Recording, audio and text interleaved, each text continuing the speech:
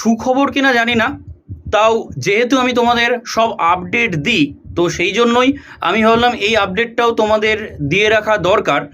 Kolkata high court joint entrance বোর্ডকে 15 দিনের সময় দিয়েছে এবং এই 15 দিনের মধ্যে তাদেরকে ওবিসি তালিকা সহ ফল প্রকাশের নির্দেশ দিয়েছে। তো তার মানে আপাতত আজ থেকে আমি যদি ধরি, তাহলে এখনও 2 সপ্তাহ আমাদের অপেক্ষা করতে হবে। হয়তো 2 সপ্তাহ না, হয়তো 1 সপ্তাহের মধ্যেই ফল প্রকাশ করে দিল। তো যেটা হাইকোর্ট নির্দেশ দিয়েছে সেটা আমি জানালাম, যে আপাতত এটাই নির্দেশ রয়েছে যে 15 দিনের মধ্যে ওবিসি তালিকা সহ ফল প্রকাশ করতে হবে জয়েন্ট এন্ট্রান্স বোর্ডকে।